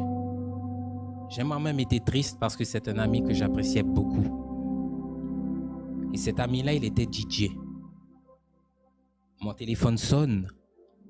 Il me dit, tu es au courant de la nouvelle? Non. Un tel est mort. Arrêtez de blaguer avec ça. On ne joue pas avec ça. On te dit qu'un tel est mort. J'ai raccroché sur la personne et j'ai appelé un autre de mes amis. Il dit, oui. Dis-moi, je viens de recevoir un appel de telle personne qui me dit que un tel est mort. Qu'est-ce qui se passe là? Arrêtez avec vos blagues. Là, la personne me répond au téléphone, c'est pas une blague. Nous sommes tous en ce moment à la morgue, à l'hôpital, autour de son corps. Pendant que je te parle là, je suis devant sa dépouille. Il est mort ce matin. Mais comment il est mort? Il a été poignardé au cœur. D'accord. Vous me tenez au courant pour la suite? Parce que je pense que le temps de venir à l'hôpital, vous aurez déjà le temps de partir. On est resté là. Quelques jours plus tard arrive l'enterrement. Bien sûr, tu vois ton ami descendre, la dépouille de ton ami descendre dans le cercueil en terre. L'émotion est très grande à ce moment-là. Très grande. C'est une personne que tu ne verras plus. C'est une personne que tu as côtoyée pendant de nombreuses années. Et une fois l'enterrement terminé, bien sûr, au moment où je vous parle là, j'étais déjà en marche dans les choses du Seigneur. Donc bien sûr, avec un peu de sagesse et avec la connaissance que j'avais, c'était un ami, oui, j'avais des amis, mais c'était des amis dans le monde. Il y a maintenant une séparation. J'assiste à l'enterrement, mais je suis éloigné de tout et je regarde ce qui se fait. Parce que la Bible te dit, dans un enterrement, tu dois retirer l'instruction. Alléluia, c'est ce que j'ai fait. Et je vois, pendant que le cercueil est en train de descendre, vous voyez la folie, la bêtise des gens, hein? Certains des amis en train de pleurer, ne sachant plus quoi faire, veulent se jeter dans le trou avec le cercueil, en se disant, mais tu es parti trop tôt, fallait pas que tu partes, tu m'abandonnes là, j'ai besoin de toi. Les personnes sautent dans le trou pour pouvoir dire, je vais le rejoindre là où il est. Je me dis, mon Dieu, regarde-moi la folie, regarde-moi jusqu'où ça va. Mais ils n'ont pas conscience de ce qui se passe après la mort. Tu es espoir et vie si la personne a vécu sa vie selon ta volonté. Mais si elle ne l'a pas vécu, nous savons que ce n'est pas la paix éternelle qui attend cette personne. Et connaissant la vie de cette personne, je me disais non. Restons prudents sur ces choses. Tu connais la vie de la personne, c'est un ami, tu connais. Donc attention. Et là, une fois que l'enterrement est terminé, on ferme les portes du cimetière, tout le monde est dehors. Je vois la bande d'amis qu'on était, à peu près une belle quarantaine. Ils se sont tous regroupés autour d'une voiture. La porte du coffre s'est ouverte et là, je vois une personne qui tend sa main dans le coffre et qui commence à prendre des pots et qui commence à distribuer à tout le monde. Bien sûr, tout cela se fait. Moi-même, je suis à l'écart près de ma voiture, je regarde. Et je vois là les bouteilles d'alcool qui commencent à descendre. Et une fois que tout le monde est servi, là maintenant, tout le monde d'un commun accord lève son pot vers le ciel en train de parler à la personne, à cet ami qui nous a quittés, en disant à cette personne, là où tu es, on viendra te rejoindre un de ces jours. Je suis sûr que là où il est dans la joie, il est au milieu des anges, avec sa table de mixage, avec son ordinateur en train de faire vibrer le royaume. Je me suis dit, ah Seigneur, ils ont pensé que lorsqu'il serait mort, ils ont pensé qu'en partant, qu'il aurait emmené avec lui tout son petit matériel là pour pouvoir aller faire vibrer les anges dans le royaume. Je me suis dit, Seigneur, quelle folie. Ils ne savent pas. Ils ne savent pas.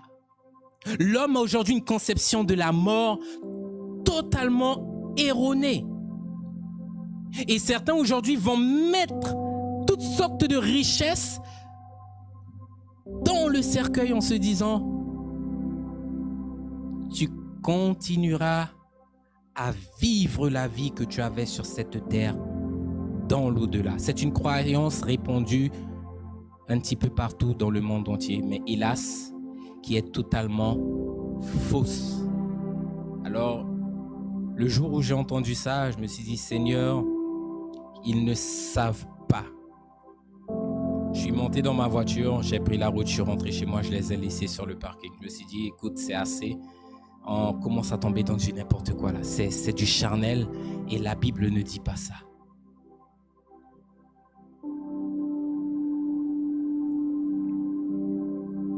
Alléluia.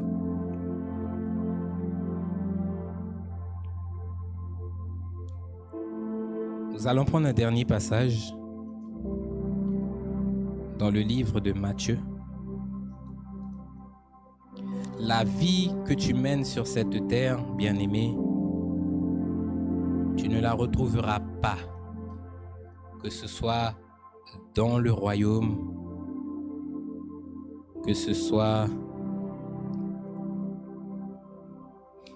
dans le royaume, que ce soit en enfer, tu ne retrouveras pas la vie que tu as sur cette terre. Alléluia. J'invite le peuple dans le livre de Luc. Luc au chapitre 16. C'est le dernier passage que nous allons voir parce que l'heure approche, bien aimé. Luc 16.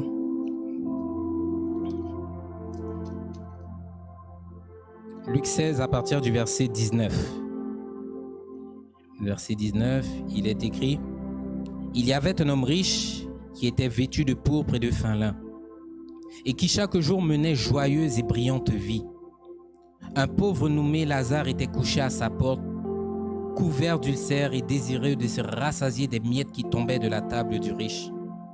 Les chiens même venaient et léchaient encore les ulcères. Lui léchait les ulcères. Le pauvre mourut et il fut emporté par les anges dans le sein d'Abraham. Le riche mourut également et il fut enseveli. Dans le séjour des morts, il leva les yeux et tandis qu'il était en proie au tourment, il vit de loin Abraham et Lazare dans son sein. Il s'écria: Père Abraham, aie pitié de moi, envoie Lazare pour qu'il trempe le bout de son doigt dans l'eau et qu'il vienne me rafraîchir la langue, car je souffre cruellement dans cette flamme. Abraham répondit: Mon enfant, souviens-toi que tu as reçu tes biens pendant ta vie et que Lazare a eu les maux pendant la sienne. Maintenant, il est ici consolé et toi, tu souffres. D'ailleurs, il y a entre nous et vous un grand abîme, afin que ceux qui voudraient passer d'ici vers vous ne puissent le faire. Le riche dit, je te prie donc, Père Abraham, d'envoyer Lazare à la maison de mon père, car j'ai 5 frères. C'est pour qu'il leur atteste de ne pas venir dans ce lieu de tourment. Abraham répondit, ils ont Moïse et les prophètes, qu'ils les écoutent. Si quelqu'un des morts va vers eux, attendez, pardonnez-moi, Moïse et les prophètes, qu'ils les écoutent. Et il leur dit, non, Père Abraham, mais si quelqu'un des morts va vers eux, ils se repentiront. Abraham lui dit, s'ils n'écoutent pas Moïse et les prophètes, ils ne se laisseront pas persuader combien même une personne reviendrait des morts. C'est la conception aujourd'hui qu'il y a dans l'Église, c'est qu'une personne riche est une personne bénie. Une personne riche a obligatoirement la faveur de Dieu sur sa vie. C'est totalement faux, bien-aimés. Vous avez 2 situations différentes. La situation d'un pauvre nommé Lazare et la situation d'un riche. La Bible nous dit que le riche était dans l'abondance, il vivait dans la prospérité. Il avait cette stabilité financière où il ne manquait de rien. Alléluia. Et lorsque vous voyez la situation du riche à partir du moment que la mort le frappe, vous voyez qu'il y a une continuité. La mort sur cette terre n'est pas la fin. Il y a une continuité après la mort. Et la Bible nous dit quoi? Qu'en ouvrant ses yeux là où il a atterri, il était en proie à la souffrance. Il était en proie au tourment. Il n'est pas écrit ici dans ce passage que les richesses qu'il avait l'ont suivi là où il a été. Mais la Bible nous dit quoi? Il a été dans une jouissance pendant tout le temps de sa vie. Aujourd'hui arrive le temps de la souffrance. Le riche qui méprise Dieu. Le riche qui calomnie Dieu. Le riche qui rejette la parole. Le riche orgueilleux, trop élevé pour croire et penser qu'il a besoin de Dieu. La Bible nous dit que c'est en enfer qu'il s'est levé, qu'il a ouvert ses yeux. Et la personne toute misérable là, le petit Lazare, qui était environné de chiens, la Bible nous dit quoi? Quand il est mort, il a été pris dans le sein d'Abraham. En d'autres termes, il a été pris dans le royaume des cieux. Pendant toute sa vie, il a été en proie aux souffrances de cette terre, le rejet, le mépris, abandonné de tous, mais pas de Dieu. Quand il est mort, c'est à la rencontre du roi qu'il a été.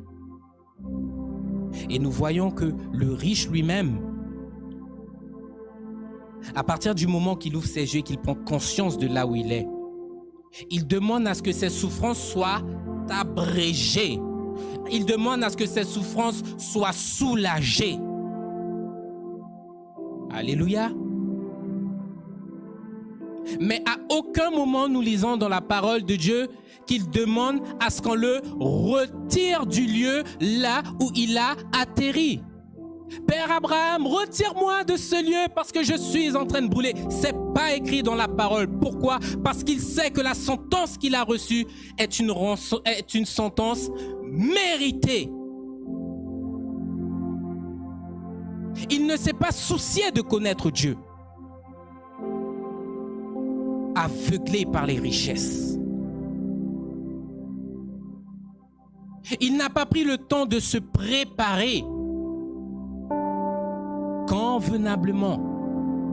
correctement afin d'être prêt lorsque le moment viendra. Il n'a pas pris au sérieux les avertissements qui lui étaient donnés.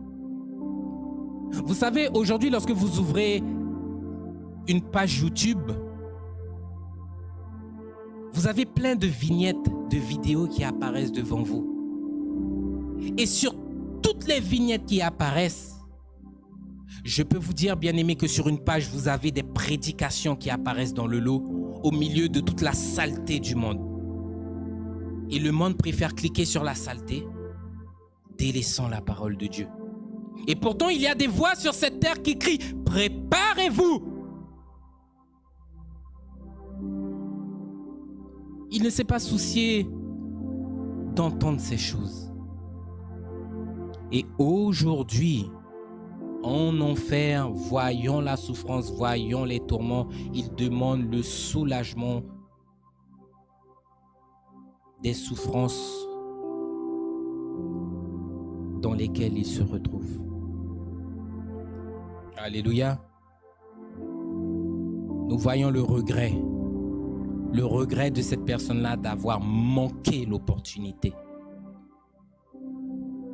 Et dans son regret, au lieu de penser à lui, il ne pense plus à lui là. Il pense aux autres. Père Abraham, je sais que pour moi c'est terminé. C'est vrai que j'ai eu une vie dans l'abondance. C'est vrai que j'ai eu une vie où je ne manquais de rien. C'est vrai que j'ai eu une vie où j'ai méprisé Dieu. Mais s'il te plaît, pour moi c'est terminé. Mais pour mes frères là, qui sont encore vivants, je t'en supplie, envoie-leur quelqu'un afin de leur attester ce qui est en train de se passer avec moi maintenant. Envoie-leur quelqu'un pour pouvoir les prévenir. Réponse d'Abraham. Mon frère, ils ont les prophètes avec eux. Et quand bien même si une personne reviendrait des morts, qu'il l'écoute. Vous avez Jésus-Christ de Nazareth qui est mort et qui est ressuscité. Vous avez Jésus-Christ qui prêche à toute la création, repentez-vous. Mais ça intéresse qui ce message? Le riche? Non, bien-aimé, ça n'intéresse personne. Riche ou pauvre, ça n'intéresse personne. Et Abraham lui-même le dit, qu'ils écoutent les instructions qui leur sont données. De la même manière qu'à toi, les instructions t'étaient données, tu as entendu, tu n'as jamais prêté attention.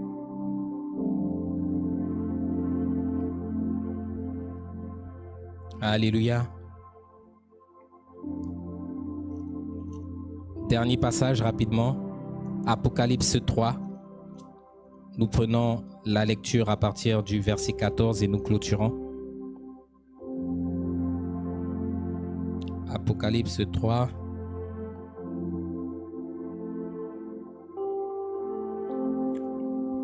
Il est écrit, Apocalypse 3, verset 14. Écrit à l'ange de Laodicée. Voici ce que dit l'Amen, le témoin fidèle et véritable, le principe de la création de Dieu. Voici ce que Jésus te dit en ce matin, bien-aimé. Alléluia. Écoute les recommandations. Écoute les conseils. Écoute la parole de Dieu. Je connais tes œuvres et je sais que tu n'es ni froid ni bouillant. Puisses-tu être froid ou bouillant? Ainsi, parce que tu es tiède et que tu n'es ni froid ni bouillant, je te vomirai de ma bouche. Parce que tu dis, je suis riche, je me suis enrichi, je n'ai besoin de rien. Et parce que tu ne sais pas que tu es malheureux, misérable, pauvre, aveugle et nu. Verset 18. Je te conseille d'acheter de moi de l'or éprouvé par le feu, afin que tu deviennes riche, et des vêtements blancs afin que tu sois vêtu et que la honte de ta nudité ne paraisse pas. Et un collier pour oindre tes yeux afin que tu vois. Alléluia. Dans le passage que nous venons de lire, nous voyons ici la description des personnes qui marchent avec fierté, qui marchent avec orgueil et qui se disent être riches avec les choses de cette terre. Mais lorsque nous voyons le regard de Dieu sur ces personnes-là, le Seigneur lui-même voit ces personnes-là comme étant malheureuses, misérables, pauvres, aveugles et nues. En d'autres termes, ces personnes-là ne sont pas riches devant Dieu. Et que sert-il à un homme de gagner tout le monde s'il perdait son âme, nous dit la Bible. La vie d'un homme ne dépend pas des biens qu'il a acquis tout au long de sa vie.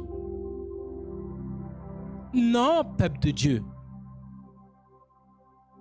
Aujourd'hui, vous avez la première et plus grosse fortune du monde qui s'élève à 1000 milliards.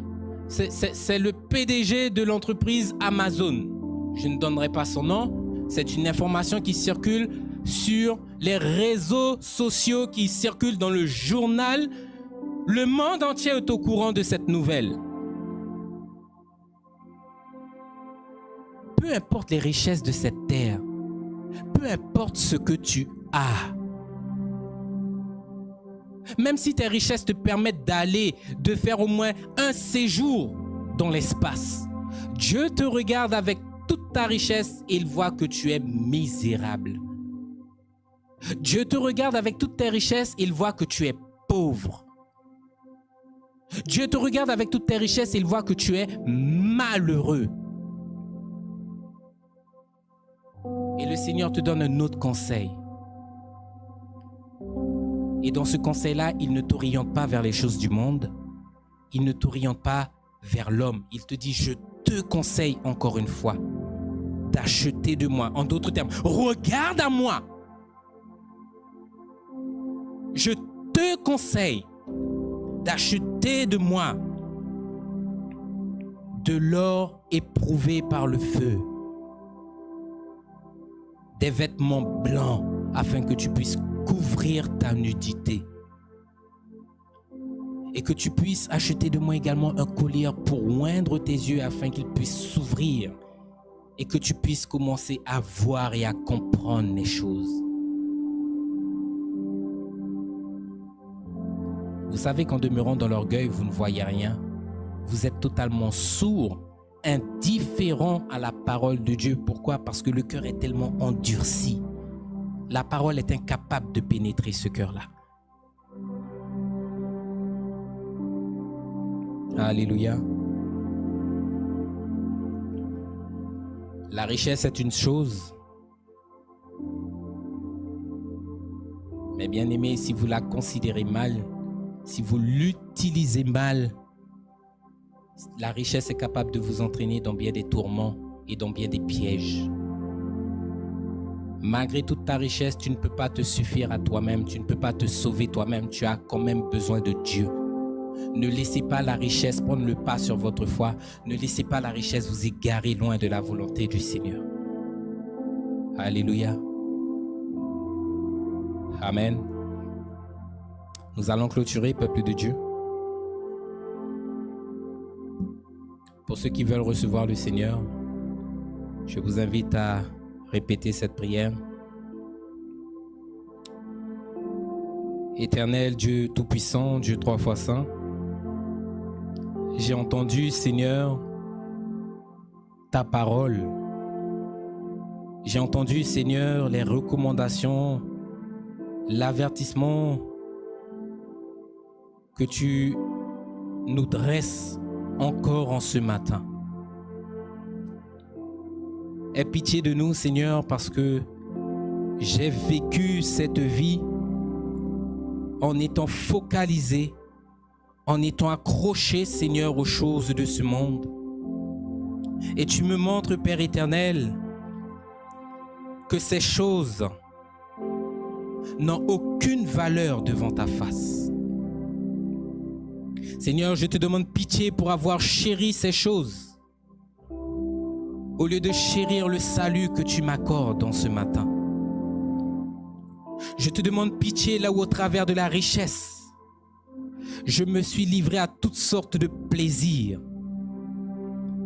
à toutes sortes de péchés, parce que je me suis confié, Seigneur, dans la richesse. Oui, Seigneur, je te demande pardon d'avoir priorisé ces choses dans ma vie au lieu de regarder à toi la véritable source du salut. Seigneur, en ce matin, je me détourne de tout péché et je te reçois dans mon cœur comme mon Seigneur et mon Sauveur. Que tu puisses par ton sang précieux, Seigneur, laver tout ce que je suis. Seigneur, ordonne mes pas en ce matin afin que je puisse revenir sur le chemin de la justice, revenir sur le chemin de la droiture, revenir sur le chemin de l'obéissance et que je puisse lâcher toutes ces choses auxquelles mon cœur est accroché et que je puisse de nouveau axer et focaliser ma vie sur ta volonté parfaite. Seigneur, je me repens en ce matin. Je te demande s'il te plaît, Papa, d'inscrire mon nom dans ton livre de vie